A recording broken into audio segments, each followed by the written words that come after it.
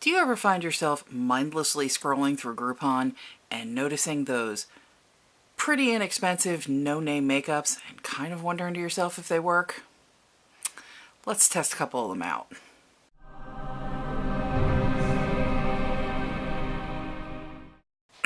Hey guys, welcome back to my channel. So, I've actually had these eyeshadows for a little while now, probably a couple of months. I'd actually planned on doing this some time ago, but for whatever reason, I kind of bought them. I put them away in my bathroom, and then I forgot I had them. And I found them a couple days ago. So I thought, you know what? We need to actually do these. So, I'm a big fan of Groupon. I gotta be honest, I don't buy a whole lot of stuff there. But when I'm going through Groupon, there are a couple of brands of makeup that seem to pop up quite a bit. One of them is this brand here. Can you even see that? There it is. Kind of, sort of. My light doesn't want to help here. I think this is BellaPierre Cosmetics. Something along those lines. Now, I came across this kit and I decided, let's go ahead and get these. I don't know if this kit is still up on Groupon, but I know this particular brand has an awful lot of stuff listed on Groupon right now. Okay, so the kit that I got is somewhat natural colors, not really, but kind of natural colors. There was actually about 6 of these little pots in here, and they're it's a decent size as far as pots go. Kind of similar to Bare Minerals. The packaging looks very similar, and it seems to have about the same quantity. So I got 6 of these little pots in here, and I got one brush, which is this one here, and we are going to use this brush when I put this stuff on my face. So I did want to go ahead and swatch some of these for you, so I'll give you the names of them as I go. This one here is actually called Refined, and I do apologize, the labels are kind of grody. I don't think you can even see them. I'm just going to stop doing that. Okay, as you can see, I hope you can see, the inside of them is kind of the same sort of dispenser as you would get with, Bare Minerals. And it is, obviously, it's loose powder. Now, I did find with these, and this is something that you probably should know, these were not packaged real well. When I got them, there's a cover over them. It's supposed to help keep the powder inside. They were not lined up real well. Most of them were okay. I did have one where they kind of put it on a little bit to the side and one of the holes was open. So when I took the cap off, I wasn't expecting it to have powder in there, and I did kind of get a little bit of a blow into my face, but what can you do? Okay, so this is the swatch for Refined. This one here is with the finger, and this one here is with the brush. It is kind of a metallic-y navy blue color, and obviously it is much darker with the finger swatch, but it is kind of buildable. Let me see if I can show you guys that it is in fact buildable. I'm going to put that right on top.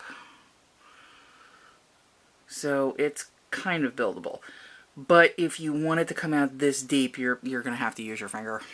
And I did just realize that I completely neglected to bring in anything to clean my hand off after I do the swatches, so I'm going to be lazy and not go get anything. I'm just going to do this up my arm, so bear with me. Okay, the next color that we are doing is a color called Cocoa. Okay, this one comes out... Okay, I always do this. Okay, the one over here is finger, and this is brush.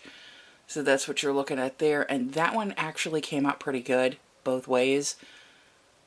So it's passable either way. Again, it is very, very sparkly. Almost a metallic-y kind of. Very pretty. Okay, this one's going to be an interesting color. It's called Storm. And I can't tell if this is a blue or a silver. So we're going to find out together. Let's see.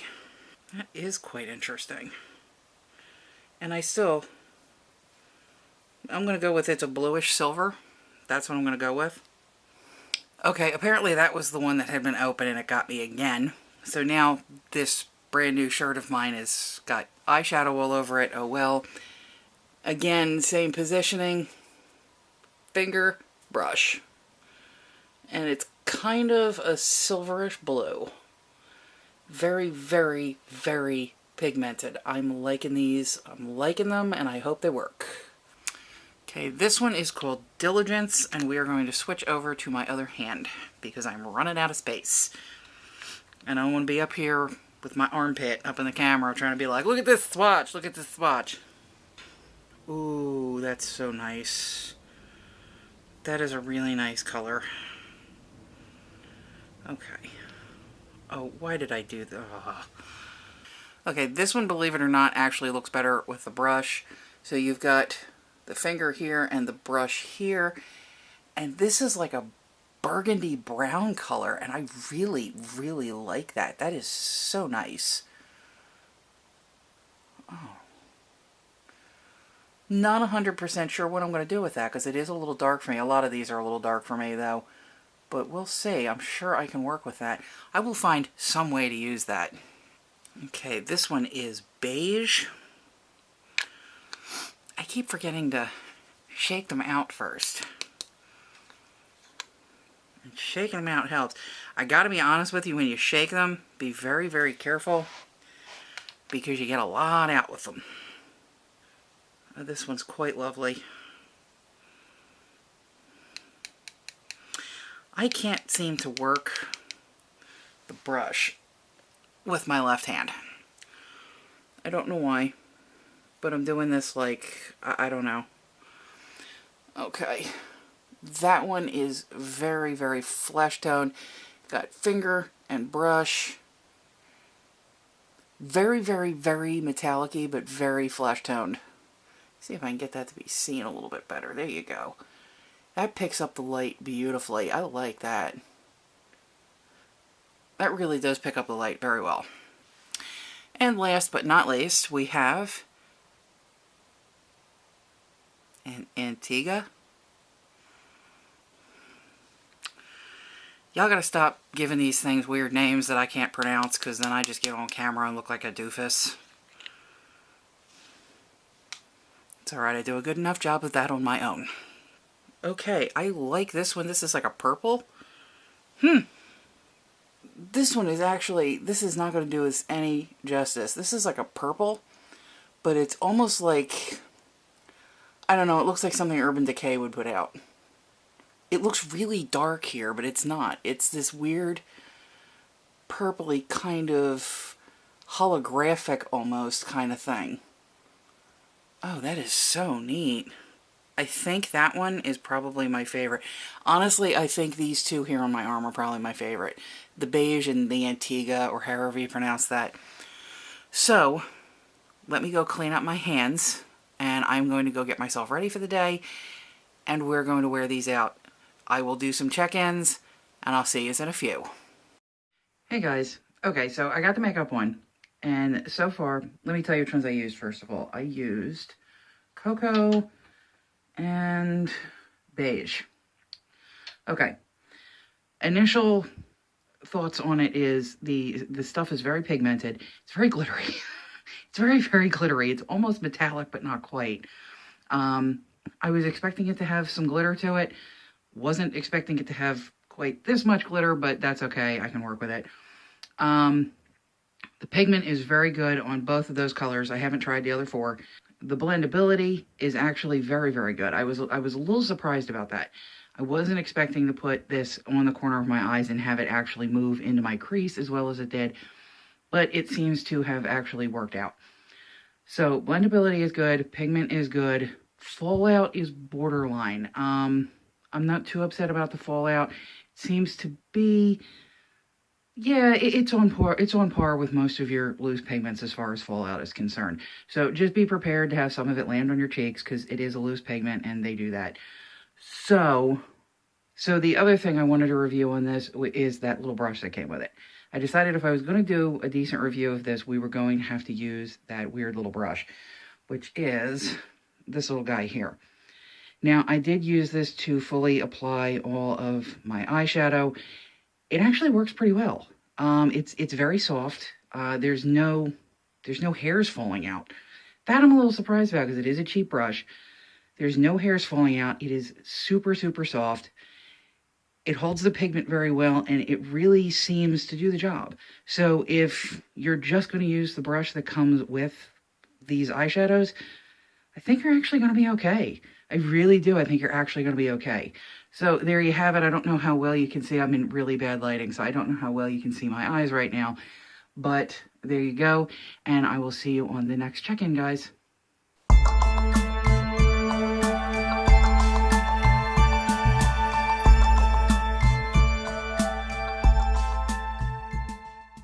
Six hours later. It's been about 6 hours now, and it seems like the makeup's holding up pretty well. I do notice that it's breaking up just a little around the lash line. But if you're going to wear some eyeliner with it, I don't think that's going to be too much of a problem. I'm not seeing any creasing. I don't know if you guys can make it out all that well. I'm just kind of using sunlight as my lighting. But I'm not seeing a whole lot of creasing. At first I thought it was creasing because of the pigment. It looked like it was gathering up in the crease. But when I took a closer look at it, it seems as though the pigment is actually staying in place pretty well. It's still very, very glittery and metallic-y, and I am noticing that that kind of highlights the issue around the lash line. Just because it is so pigmented and it is so shiny, it kind of makes it look splotchy because it's breaking away at the lash line. But again, if you're gonna wear eyeliner, it's not gonna make a load of difference. Now, just so you know, I have been out, I have been running errands today, and my eyes were watering a little bit before. I started yawning, things like that. I got bored. I get bored easily. And I started to yawn a little bit, and my eyes were watering a little. I made a concerted effort not to touch my eyelids, but I was doing a lot of this kind of thing, so I'm not getting a good read as far as daily fallout. From what I can tell, though, I haven't drug any across my face. I would assume if it was wet and fell on my face, which it would have been, it would have left some kind of drag mark or something, and it didn't. So far so good. After 6 hours, it does seem to be holding up pretty well. So I am pleased. I am quite pleased with this. 2 hours later. Okay, so this is the last check-in of the night. I do apologize for this lighting. This is terrible. I'm parked under a street light, and I've got the center console lights and everything on in my car. That doesn't help one iota. Okay. So I do apologize for the lighting, but this is going to have to be my last check-in. I didn't even think about it this morning. I had a water aerobics class tonight, and I put the makeup on thinking I was going to be able to go right into doing the rest of the video tonight where I come up with my conclusions. Unfortunately, that isn't going to happen because there isn't any makeup in the world that is going to survive a water aerobics class. So, as far as my final conclusion on this particular makeup, I can say this: it lasted. It's not creasing or any of that good stuff. It's creasing a little bit. It's kind of at the acceptable range. It just sort of darkens up at the crease. But it appears that my eyes are still coated in the stuff.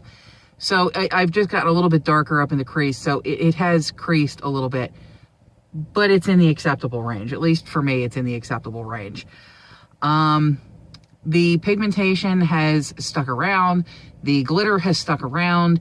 It still looks almost as good as it did when I put it on this morning. In my opinion, it does anyway.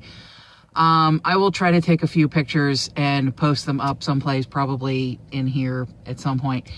But I will post those up so you guys can see what the final product looks like. I definitely like these.